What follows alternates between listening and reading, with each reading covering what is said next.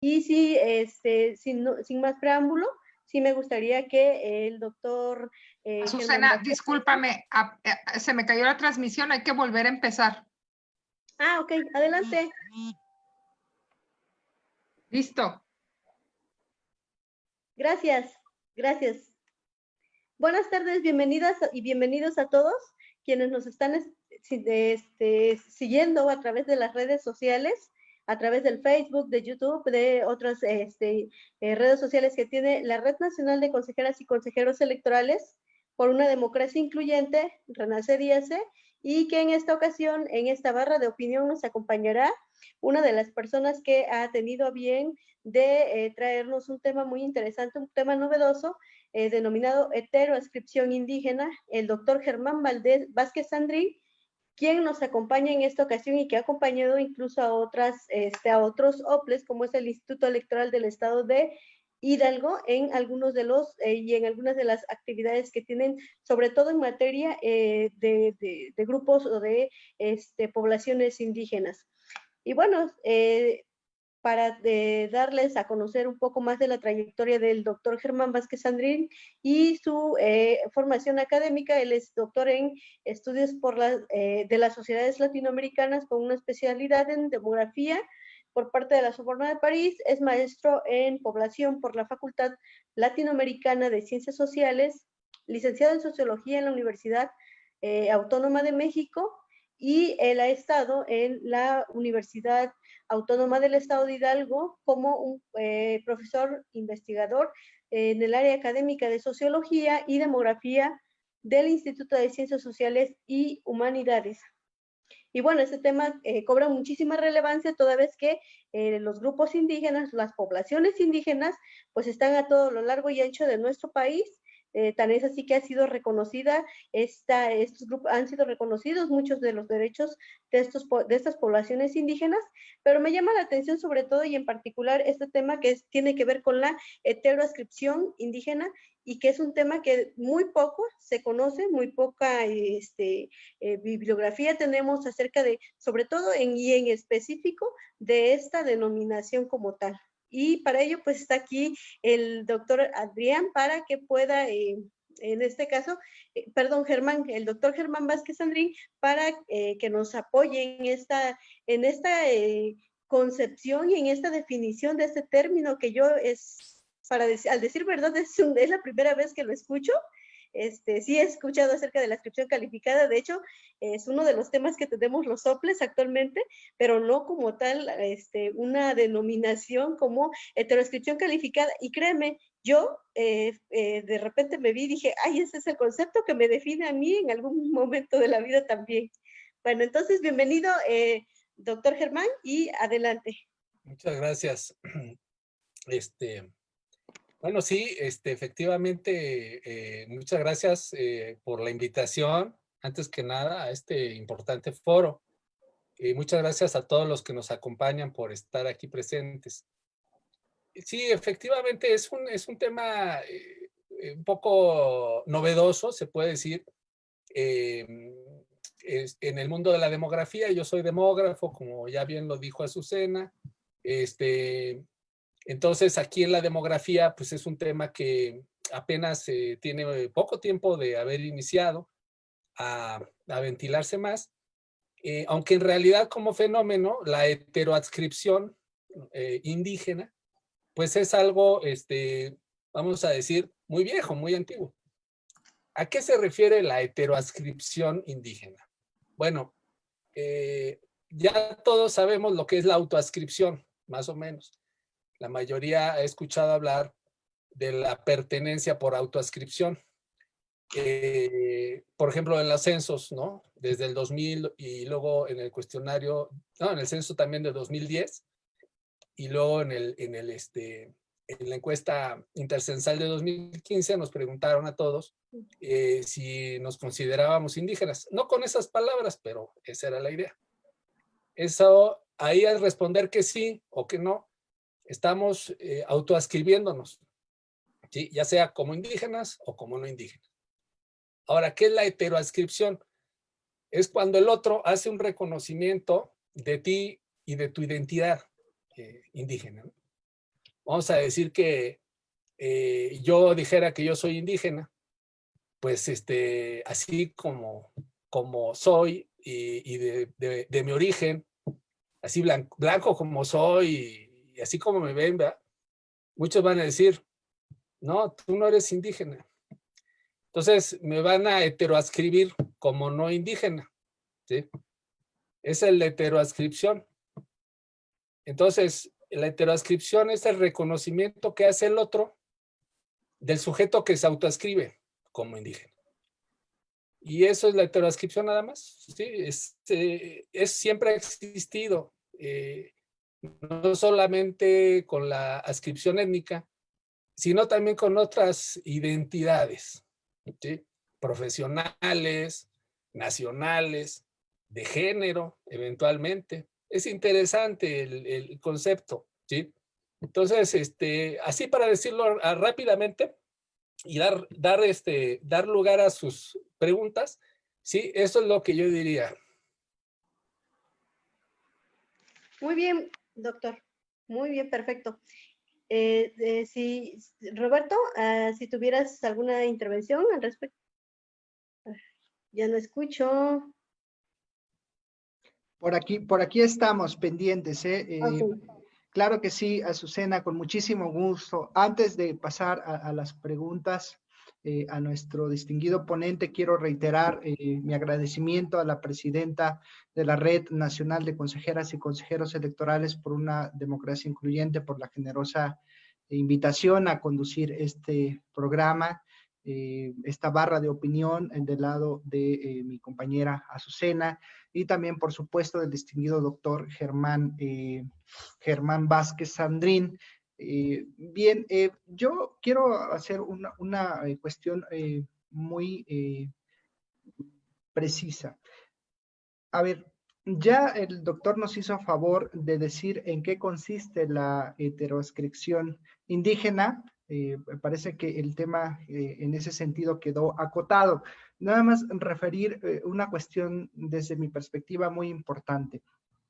El día de hoy, hablar de una democracia repensada en el país no sería posible si no se contextualiza como un sinónimo de inclusión. Es decir, la democracia no solamente tiene que ser formal, esto es una democracia que sea capaz de organizar elecciones libres, auténticas, periódicas, sino además tiene que recoger todas las voces de las diversas expresiones que conviven en la sociedad. Esto es, tiene que incorporar las visiones de estos pueblos y comunidades indígenas que decíamos desde el inicio de la colonia y hasta épocas muy recientes, pues han estado marginadas de una efectiva participación en la vida económica, política y social del país, desde la época de la colonia hasta nuestros días.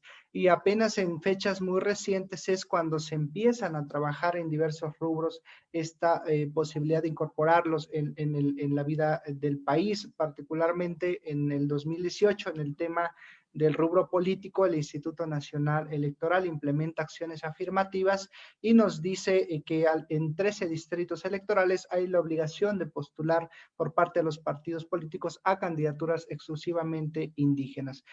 Por supuesto que esto debe verse como un primer paso solamente en la vida hacia la inclusión de estas personas pertenecientes a grupos y comunidades indígenas, pero también me parece que el camino apenas empieza y en ese sentido es fundamental empezar a concebir cuáles son los elementos que conlleva el tema de la inclusión en una democracia. Tanto autoridades como sociedad tenemos que tener muy claro entonces cuáles son los conceptos y los parámetros que implica el tema de esta democracia incluyente. Un conocimiento que a nosotros nos permita comprender de mejor manera cuáles son precisamente los grandes temas que involucra la inclusión democrática para poder nosotros construir y diseñar acciones que hagan viable u operativa en la democracia incluyente.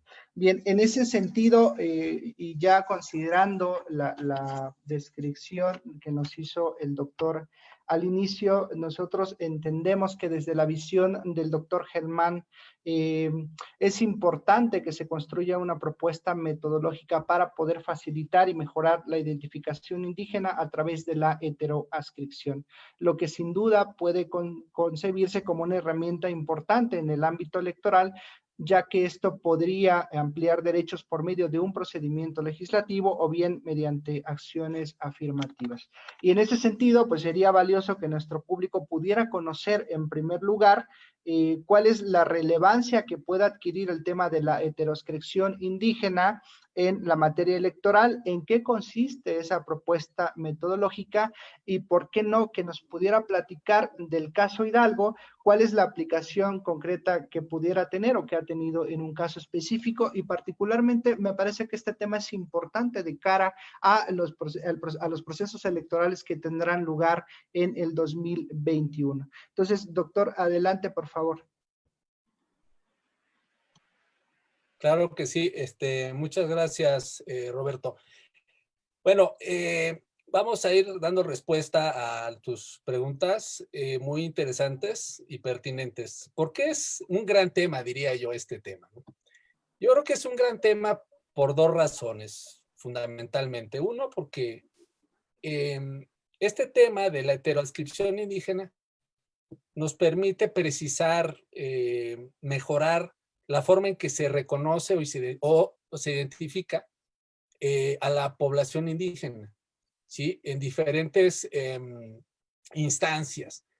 Yo soy demógrafo, como creo que ya lo dije, o no, ya no lo voy a repetir, pero entonces trabajo con censos y encuestas. Entonces, una aplicación o una aplicación de este concepto de heteroadscripción indígena evidentemente está en las encuestas y en los censos, pero también en las acciones afirmativas como las que nos competen en esta conversación, más específicamente en el mundo electoral, ¿sí? Pero quisiera irlo desglosando por partes. Entonces, la heteroadscripción, esto que decía yo, ¿no? De cómo me identifica el otro a mí en mi identidad étnica, ¿sí? Que todos tenemos una identidad étnica, dicho sea de paso, ¿verdad? No solo la población indígena. Bueno, entonces, la forma en que el otro me identifica a mí, o me reconoce, o no me reconoce, es un ingrediente de la identificación étnica en los censos, en las encuestas, pero que no está presente, está ausente, ¿sí? O sea, es un elemento ausente. Eso es lo primero que nosotros descubrimos. ¿Quiénes somos nosotros? Pues la doctora Angélica Galicia Gordillo, de la UNAM, junto con todo un equipo de diferentes universidades que participamos en un proyecto hace unos años, un proyecto PAPIT. Para aquellos que conocen eso, que vienen del mundo de la academia, ya saben cuáles son esos proyectos PAPIT de la UNAM. Bueno, pues estuvimos varios años investigando este tema y generamos, entre otras cosas, una metodología que es la que platicaré un poquito más adelante. Pero primero que nada, pues estuvo el descubrimiento, el hallazgo, por decir así, de esta dimensión, ¿no? De la heteroadscripción. Y nos dimos cuenta, pues rápidamente, de que no forma parte de las formas en que las estadísticas nacionales o, por ejemplo, las leyes, ¿no? Reconocen o identifican al sujeto de derecho. Vamos a hablar de las leyes, ¿sí? O de los censos, es lo mismo. Finalmente es un estado, ¿no? Un estado multicultural que reconoce la identidad étnica indígena, la valora, pero pues hemos tenido muchos problemas para poder precisar la forma de identificación étnica, ¿no? Entonces, por eso es un gran tema, porque este tema de la heteroadscripción nos permite mejorar o precisar las formas de identificación indígena para toda América Latina, para México, para diferentes dimensiones académicas, estadísticas, legales, ¿no? Entonces, yo estoy convencido de que debe tomarse en cuenta esta dimensión. Yo le llamo la dimensión perdida porque no está ausente, aunque, como veremos en un momento, ya estaba planteada desde el inicio por las ciencias sociales, ya estaba planteada por otros investigadores, y está claro que debe de estar presente. Yo acostumbro de dar un ejemplo, ¿no? Por ejemplo, el caso de ¿cómo se llama? El Don Quijote, ¿no? Don Quijote se sentía él en su fuero interno, es un hidalgo, ¿no? Un hidalgo que obviamente estaba fuera de su época, etcétera. El gran drama del Quijote, yo creo, es justamente que él se autoescribía como hidalgo, pero los demás no lo reconocían de esa manera. No tenía la heteroascripción que se requiere para tener una identidad de hidalgo, ¿sí? En el concepto de Don Quijote, ¿no? Y así, en el campo ya de la cuestión electoral, pues como es evidente, pues aquel candidato, ¿no? Por ejemplo, que se vaya a postular como en una de las cuotas que se están ofreciendo para representantes indígenas, va y se postula y resulta que él se dice indígena por autoascripción, pero no es reconocido por los demás como tal, pues ahí entra la heteroascripción. También esto se llama autoascripción calificada o vínculo comunitario, ¿sí? Pero ya llegaremos a eso un poquito más adelante, en esta charla, si me lo permiten, ¿no? Decía yo que es un gran tema porque nos permite mejorar la forma de la identificación étnica en muchos campos y nos permite precisar, por ejemplo, para la definición y formulación de proyectos, programas, políticas y acciones y estrategias, pues para la formulación y evaluación y operación de todos estos programas estatales, pues se requiere, ¿no? De una precisión en la identificación étnica. La autoascripción, como a mí me dio mucho gusto hace un par de años más o menos, que el consejero Augusto, abogado, me invitó a una conversación que hubo, darme cuenta de que en el campo electoral existía esta misma preocupación que teníamos nosotros. Entonces yo dije, ahí es donde hay que trabajar, porque esto que nosotros, como les comentaba, habíamos pues formulado, ¿no? Desde la academia, pues venía perfectamente a relacionarse en este campo, ¿no? Entonces, yo creo que por eso es un gran tema. Incluso entre algunas esferas indígenas se habla de usurpación, ¿no? O sea, y sí es preocupante, pues, que la población indígena que ha sufrido tanto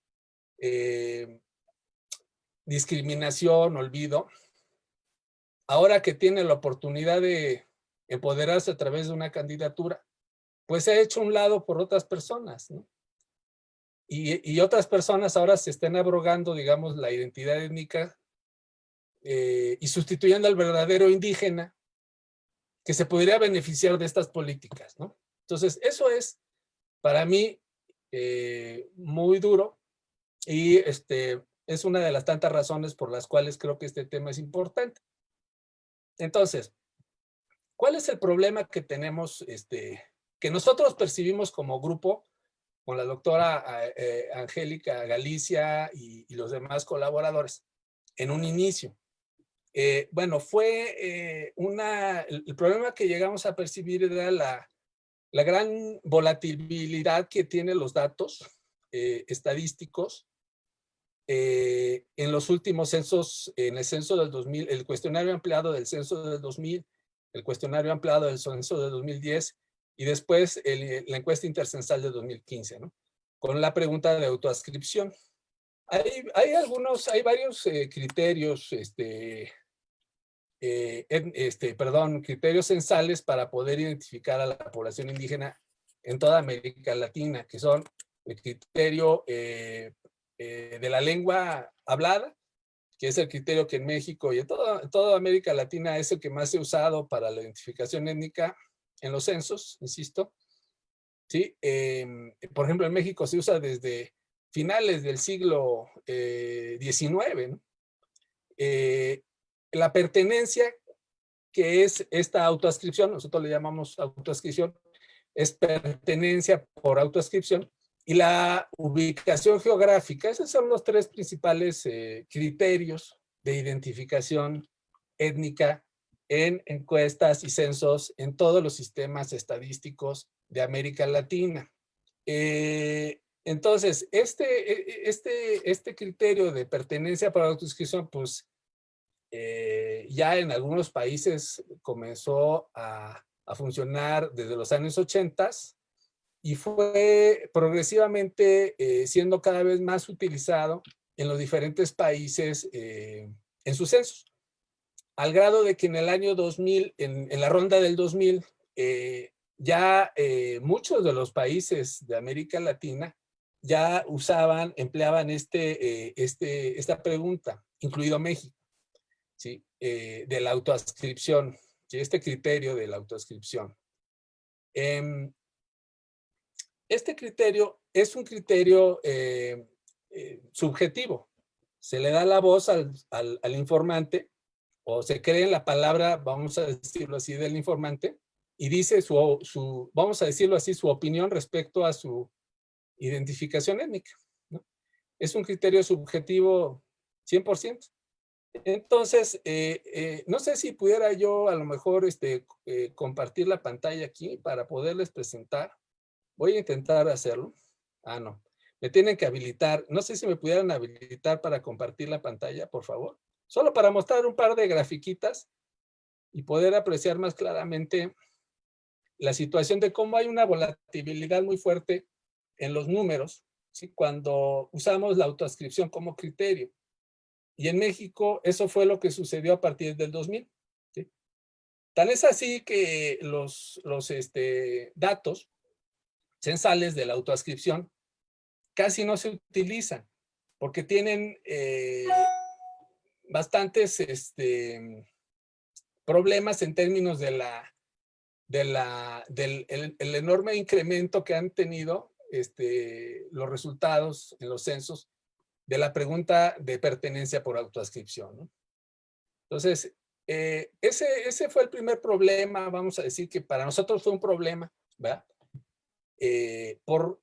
Porque no hay razones demográficas que puedan explicar ese incremento tan acelerado en el paso del número de población, del número de personas que se adscriben como indígenas del 2000 al 2010 y luego posteriormente al 2015. ¿Sí? Entonces, digamos, ese fue el problema que empíricamente nosotros percibimos con el paso de los años. Y es curioso porque siempre me acuerdo de que hace más de 20 años, 25 años más, como unos 25 años aproximadamente, yo estaba muy a favor de que se utilizara la autoascripción en los censos, el criterio de autoascripción. Pero ya al ver el resultado que me gustaría mostrarles ahora, pues se percibe dificultades. Entonces, parece que todavía no me pueden compartir la pantalla. Yo estaba muy a favor de que se utilizara la autoascripción en los censos, el criterio de autoascripción. Ya se está checando ese detalle técnico, doctor. En un segundo okay. Gracias. Sí, si no, se los platico, ¿no? Miren. Entonces, ¿sí? Ya se interfirió aquí. Todavía no me pueden compartir la pantalla. Yo estaba muy a favor de que se utilizara la autoascripción en los censos, el criterio de autoascripción. Ya se está checando ese detalle técnico, doctor. En un segundo. Gracias. Sí, si no, se los platico, ¿no? Y no sé si Azucena puede ponerle mute a su pantalla para que lo que se está rebotando, al menos para mí se me está rebotando. Ok, gracias. Vean, se los platico, miren. La población autoadscrita como indígena en el censo del 2000 fue de alrededor de 5.3 millones de habitantes, ¿sí? Autoadscritos como indígenas. Eran alrededor del 6% de la población nacional. Una cantidad similar a los hablantes de lengua indígena en los últimos decenios. Para 10 años después, para el censo de 2010, otra vez les comento que es para el cuestionario ampliado, porque estas preguntas nunca se han aplicado al cuestionario general de toda la población, solamente al 10% al que se le aplica el cuestionario ampliado, ¿no? Subió a 21.5%, o sea, pasó de 5.3 millones a, que eran alrededor del 6%, ya les digo, ahorita les digo la cantidad. Para eso, doctor, nos comenta la doctora que ya está disponible para compartir pantalla. Adelante, por favor. Gracias. Sí, muchas gracias. Es que ya como son numeritos, yo creo que es mejor así. Pero sí es importante aquí verlo. ¿Sí lo pueden apreciar en la pantalla? Sí, sí, alcanzamos a visualizar la presentación. Gracias. Perfectamente claro, adelante. Entonces les decía yo, mire, en el 2000, como pueden ver, se aplicó una pregunta de autoadscripción donde se preguntaba nombre, ahí se pone el nombre de la persona, es náhuatl, maya, zapoteco, mixteco o de otro grupo indígena. 6.2% dijo que sí. 10 años después, en el otro censo, se preguntó, de acuerdo con la cultura de nombre, ella o él se considera indígena. 14.6% dijo que sí. Fíjense, o sea, se multiplicó casi por 3 el porcentaje de la población que respondió que sí. Este incremento desmesurado no tiene ninguna explicación demográfica posible. No hay ningún factor como la migración o la fecundidad que pudiera explicar un incremento tan acelerado en 10 años. Lo que puede explicarlo, y eso lo dimos nosotros a conocer la doctora María Félix y yo, María Félix Quesada y yo, también profesora de la UAH, es que si ven hubo un cambio en el fraseo. Si ven, las dos son preguntas de autoadscripción étnica. El fraseo, o sea, las palabras que se utilizan son distintas. En la primera se pregunta por el grupo étnico, náhuatl, maya, zapoteco, mixteco u otro. Y en la segunda pregunta, en la de 2010, se pregunta por la cultura, ¿no? Que si estás de acuerdo con tu cultura, si de acuerdo con tu cultura eres indígena. Entonces, ya en otros países de América Latina se vio que este tipo de pregunta, cuando preguntas por la cultura, es muy permisiva, ¿sí? O sea, la gente voluntariamente dice que sí, que se considera indígena. Se ha probado mucho, incluso Edward Telles, un investigador de Princeton, encontró lo mismo en 18 encuestas, en 8 encuestas que se hicieron en América, que él hizo en América Latina con el grupo Perla hace pocos años, ¿no? O sea, es consistente el resultado. Ya se sabe que preguntar por la cultura, usar la palabra cultura o el referente cultura para la identificación étnica, eleva mucho las cifras.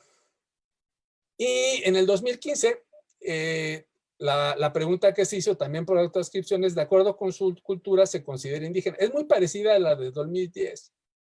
Pero aquí se volvió a incrementar la cifra del 14.6 al 23.4%. Aquí sí, no sabemos por qué ocurrió esto, porque no cambió la pregunta. Sin embargo, se elevó mucho la proporción de personas que respondieron que sí a esta pregunta, ¿sí? Entonces, ¿qué tenemos aquí como resultado? Pues que casi se cuadruplicó el porcentaje de población indígena entre el 2000 y el 2015, en 15 años, ¿sí? Entonces, para nosotros esto es un problema, ¿no?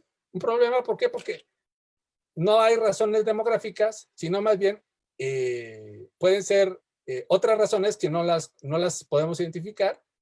En otras palabras, nadie sabe por qué esto ha cambiado de esta manera. Aquí tenemos una explicación un poquito más amplia de esto. ¿sí? Pueden ver la población hablante de lengua indígena por país, en varios países de América Latina.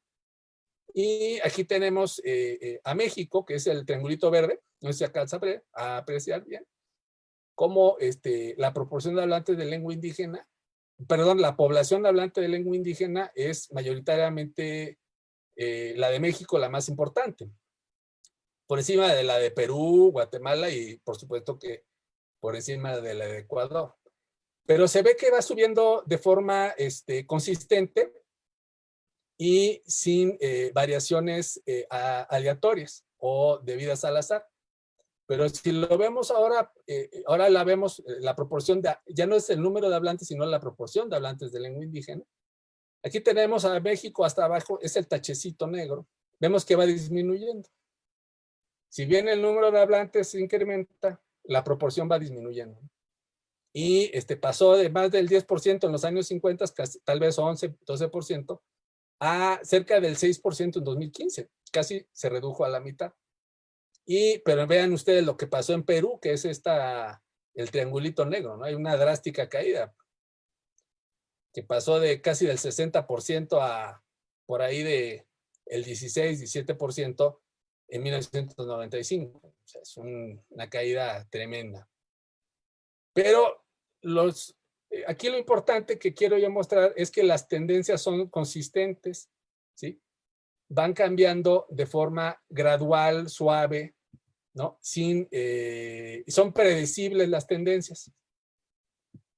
Pero lo que vemos con la población autoidentificada como indígena por país, pues aquí tenemos a México, ¿no? Vean cómo México pasó de tener cerca de 5 millones en el año 2000 a 23 millones en el año 2015, ¿no? Y se incrementó la recta, es la que está hasta arriba, ese es México. Dejó abajo a todos los países latinoamericanos, ¿no?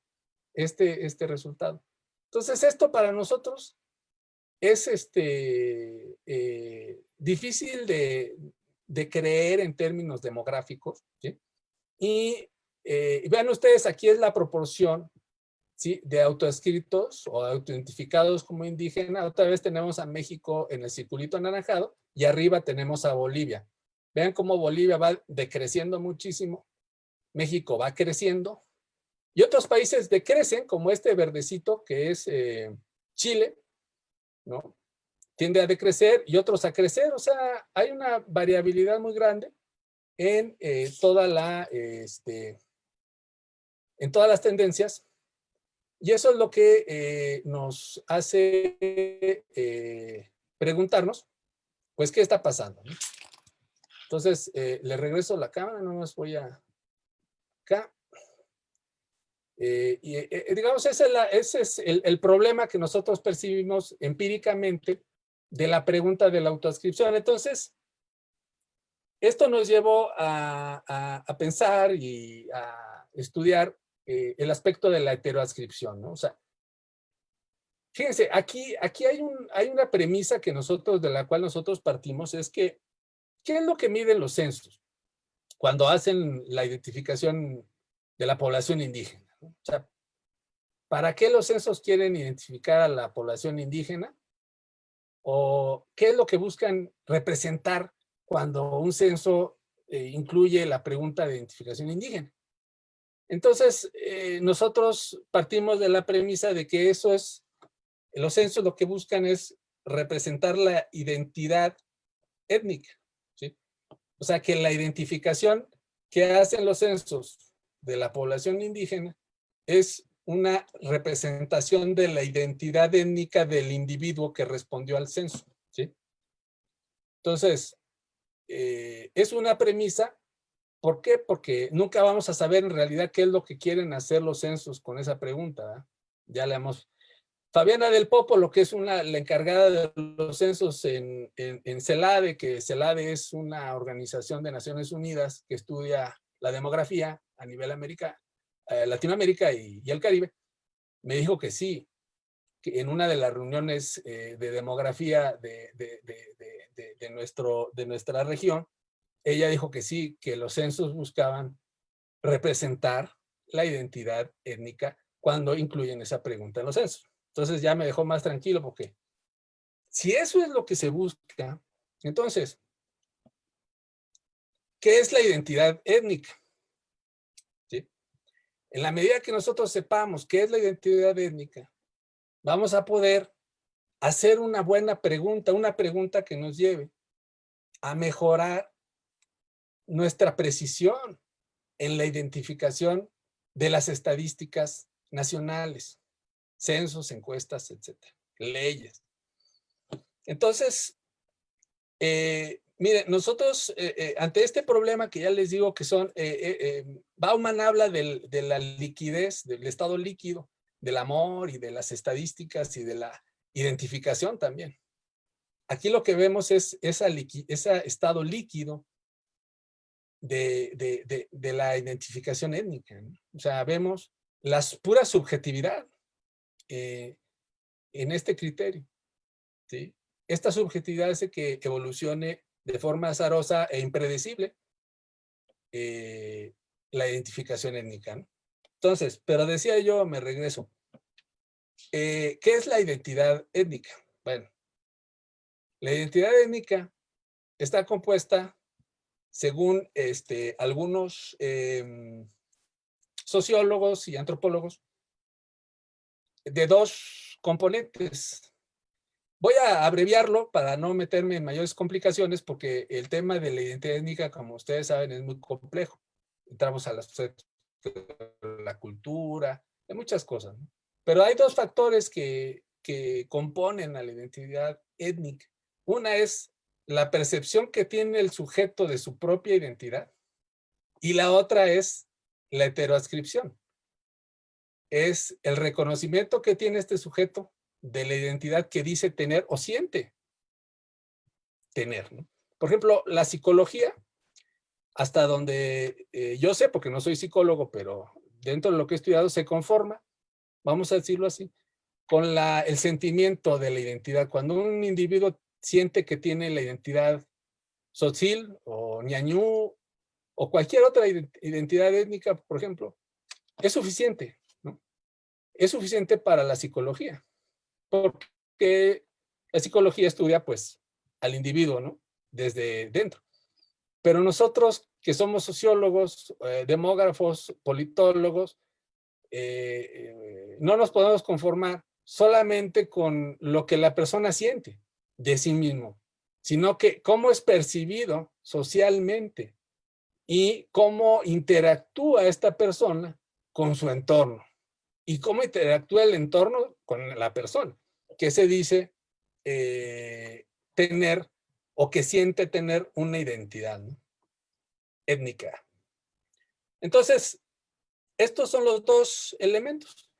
Ya lo decía Frederick Barth, un antropólogo muy importante en los años 70, escribió Las fronteras étnicas, un libro. Él en este libro menciona precisamente, ¿sí?, que ser miembro de una comunidad indígena o étnica, ¿sí?, es sentirse miembro y ser reconocido como miembro. La autoadscripción y la heteroadscripción. Ahora, esto mismo es reconocido por Martínez Cobo, el relator especial de las Naciones Unidas en los años 80. Martínez Cobo hizo el informe conocido como el informe Martínez-Cobo, un informe muy completo, uno de los estudios que han influido de forma más significativa, me parece a mí, en muchos documentos y grupos de Naciones Unidas que posteriormente generaron la década la década dedicada a los pueblos indígenas, luego la renovación de esa década, ¿no? Después, ya antes de eso, el convenio 169 de la OIT, que es tan relevante en toda América Latina y que surgió en los años 1989, este convenio, ¿no? Sí, entonces, Martínez Cobo también reconoce la autoadscripción y la heteroadscripción. A lo mejor no le llama heteroadscripción, de hecho no le llama así. Le llama, digamos, el sentirse miembro y el ser reconocido como miembro. Pero si ustedes leen el informe Martínez Cobo, que está en español en la red, está en inglés y está en español, pues ahí viene, ¿no? Presente este concepto. O sea, no es nuevo, ya estaba en el informe en los años 80, en el 82, para ser más preciso, 1982. Entonces ya desde ahí. Pero ¿qué pasó? Cuando generan el convenio 169 de la Organización Internacional del Trabajo, donde se identifica a los pueblos y comunidades indígenas, sí mencionan que el criterio de autoadscripción deberá de prevalecer o ser primordial en la identificación de quiénes son los individuos que pertenecen a estos pueblos, pero ya no incorporaron y que sean reconocidos por su comunidad.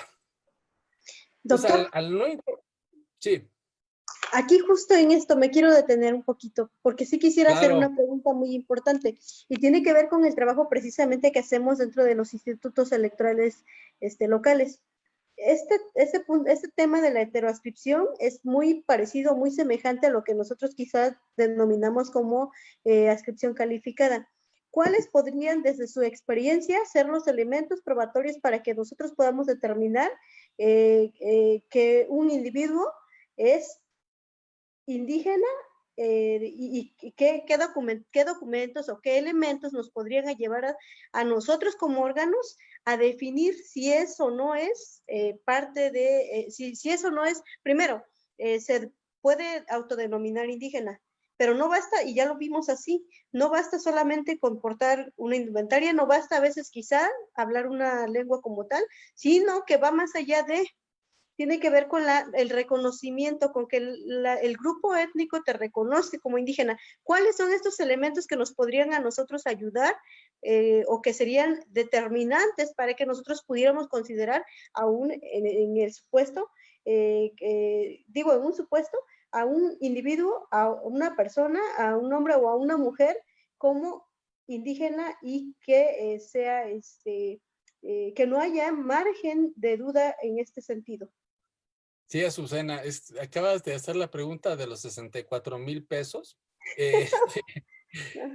Esa pregunta es muy, muy relevante. De hecho, estamos trabajando en eso ahorita en Hidalgo, ¿no? Con el Instituto Estatal Electoral.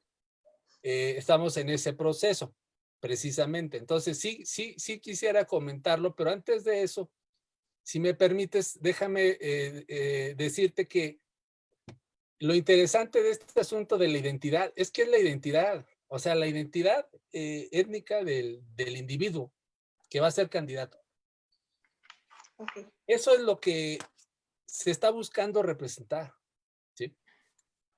A través de la autoadscripción y de el reconocimiento que tenga la comunidad de él como miembro de esa comunidad, ¿sí? Entonces, lo que nosotros propusimos fue una metodología, ¿sí? Este grupo que te comentaba de investigadores e instituciones académicas, una metodología para poderlo hacer en los censos y en las encuestas. Y ya de ahí nos pasamos a lo que tú precisamente estás comentando, ¿sí? Entonces, en la metodología que propusimos rápidamente, les comento, nosotros hicimos el razonamiento es el siguiente. Si tú lo que quieres, si el censo lo que quiere medir al incorporar la pregunta de autoadscripción es la identidad étnica, bueno, pues resulta que hay formas de medir la identidad étnica, ¿sí? Finney, una psicóloga social norteamericana, lo ha hecho y lo viene haciendo hace décadas. Entonces nosotros usamos esa forma que ella tiene, ¿no? de medir la identidad en los jóvenes adolescentes. La usamos y hicimos 9 preguntas. Y esas 9 preguntas te generan un índice de identidad étnica, ¿sí? Son preguntas de escala Likert, ¿no? Son preguntas de opinión y te dan un numerito y ese numerito que va del 0 al 10, pues te dice qué tan fuerte tiene la identidad étnica el individuo. Okay. Entonces, las preguntas, esto te permite saber qué preguntas y cómo formular la pregunta que más respondan los que sí tienen una identidad étnica o los que tienen un apego más fuerte a la identidad étnica. ¿Sí? Y eso fue la metodología que nosotros impulsamos y publicamos en una revista. Se llama Coyuntura Demográfica, para aquellos que quisieran ampliar más sobre esto. Sí, es un tema académico, ya ahí lo dejo, ¿sí? Para pasar ahora a lo que tú me preguntas y que con justa razón es más relevante en este foro. Sí, bueno, entonces, en este sentido, el vínculo, nosotros nos basamos más en el vínculo comunitario, ¿sí? El vínculo comunitario, pues, es un argot legal, ¿no? Que viene desde hace algunos años presentes en diferentes documentos legales, electorales, ¿no? Para poder hablar de la membresía a algún grupo étnico, ¿sí? La autoadscripción calificada es aquella persona que tiene un vínculo comunitario. No solamente se autoadscribe como indígena, sino tiene un vínculo comunitario probable, o sea, demostrable, vamos a decir, objetivo. ¿Estamos de acuerdo? Bueno, este vínculo comunitario, para nosotros en la academia, ¿verdad?, es igual a la membresía a un grupo étnico, ¿verdad? Que sea miembro de un grupo étnico, que sea miembro vigente, actual, vigente, pleno, ¿no? Su membresía sea plena, que le permita, por ejemplo, entre otras cosas, ser un representante del grupo, vamos a decir, ¿no? Ahora, estas membresías son complejas porque varían de comunidad en comunidad, como tú sabes, ¿sí? Son distintas. Incluso dentro de Hidalgo varían entre regiones indígenas. Nosotros en Hidalgo tenemos 3 regiones indígenas y son distintas. Pero además dentro de cada región varía de una comunidad a otra. Entonces, las membresías están basadas en normas de pertenencia. Y las normas las establece la propia comunidad.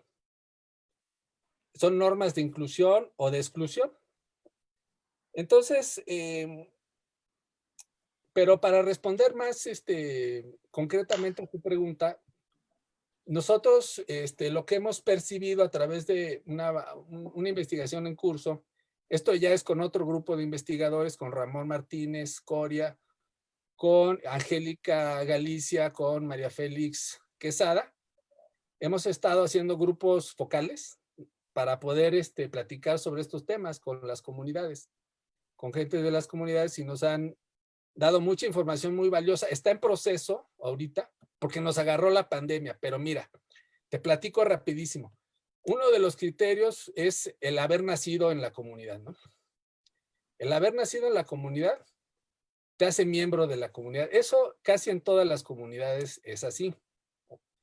Después puede ser por migrar, obviamente, pero la migración hemos percibido que en algunas de las comunidades es a través de, la membresía se hace a través de la unión conyugal. Puede ser matrimonio o otro tipo de unión conyugal, no necesariamente el matrimonio. ¿Sí?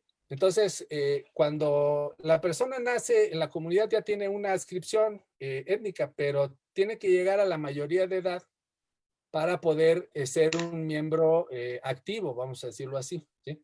Y poder participar en las decisiones de la comunidad. Antes de la mayoría de la edad esto no puede ser posible, vamos a decir. Claro, yo estoy hablando de un estándar, a lo mejor, como te digo, todavía es un borrador porque todavía falta probar esto en todas las comunidades étnicas. Entonces, tiene que llegar a una mayoría de edad y si es por la vía del nacimiento, si es por la vía de la migración, pasa a través de la unión conyugal. Pero sea por la unión conyugal o sea por la migración, la persona, que puede ser hombre o mujer, tiene que participar en las actividades colectivas comunitarias, llámense faenas o como se llamen. En Hidalgo normalmente se llaman faenas, ¿sí? Pero pues también en otros lugares, mano vuelta o tequio en Oaxaca o etcétera, ¿no?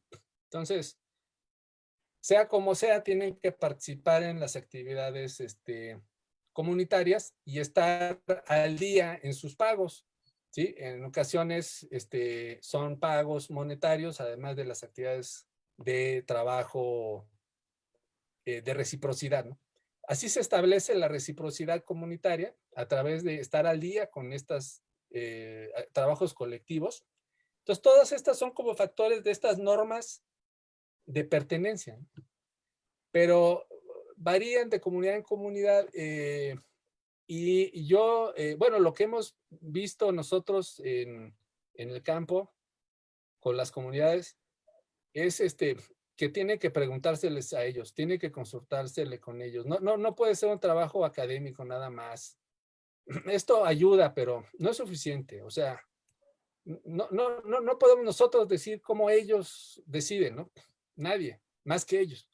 Entonces, esto implica un fuerte trabajo de consulta, de talleres, con las organizaciones, con los líderes, con los pueblos, para ir formando conjuntamente estas ideas de cómo se reconocen. Obviamente, ahorita dejé de lado, perdón, la asamblea, ¿no? La asamblea es fundamental, ¿no? O sea, en todo este asunto de la identificación de la membresía o de la autoasociación calificada, ¿no? Lo que diga la asamblea.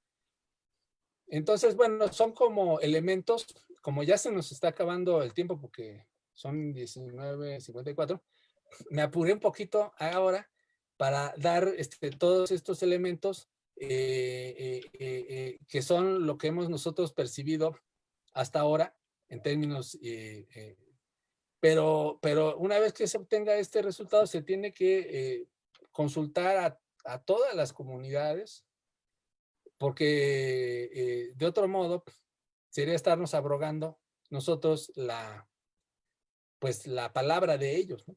Entonces, eso considero que no debe ser. Pero bueno, ahí vamos en un proceso y ahorita interrumpido por la pandemia, pero en esto estamos. Doctor, pues excelente, una charla muy interesante, por demás enriquecedora. A mí, yo quiero destacar un tema muy importante y celebrar que se ha podido identificar, al menos desde la academia, este gran problema en los criterios que se han edificado para la elaboración de los censos y poder hablar de una representación de la identidad indígena. Me parece que ese asunto es toral. ¿En qué medida? Porque nosotros estaríamos viendo el tema de la heteroadscripción de una forma mejorada, no tanto en estadísticas oficiales, que por supuesto son la base para poder elaborar, entre otras cuestiones, leyes, pero también en el tema de las acciones afirmativas. ¿Y de qué se trata entonces? Bueno, en gran parte se trata de que justamente los diversos grupos étnicos puedan tener una representación política de acuerdo a su nivel de población real y efectivo, y también en este sentido, desde ahí se puedan empezar a enfrentar los retos y los grandes problemas que ellos se enfrentan. Desde luego no es un tema sencillo, no es un tema menor. Tenemos casos de simulación y fraude a la ley de manera muy reciente y desafortunadamente es algo con lo que tienen que sumar todavía ya lo que de por sí está en desventaja en términos de estas personas que buscan un espacio en la vida pública y que no le ha sido fácil el camino.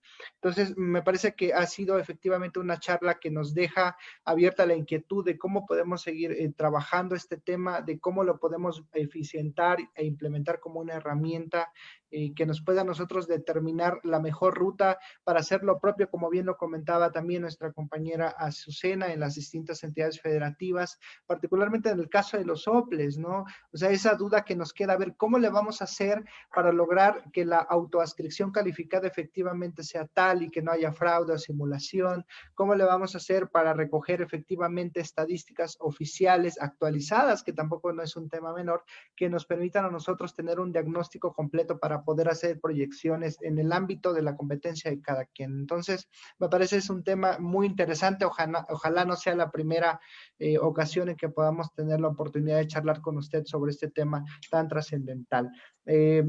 Yo únicamente me queda despedirlos, agradecerles por el tiempo y la paciencia que tuvieron nuestros respetables radioescuchas, agradecerle al doctor, a mi compañera Azucena y por supuesto a las y los integrantes de la RENACEDI por un tiempo valioso que tuvieron a bien obsequiarnos el día de hoy. Invitarlos a la próxima barra de opinión que tendrá lugar el próximo miércoles, como siempre, de 7 a 8 de la noche, hora centro del país. Muchísimas gracias y felicidades, doctor, por esta interesante y enriquecedora ponencia. Muchas gracias, Roberto, Azucena, muchas Gracias, gracias a todos. doctor Germán. Gracias, doctor Germán. Y quedan pendientes algunas preguntas, por cierto, que se las vamos a hacer llegar, yo creo, para que pudiera usted Por también favor. abonar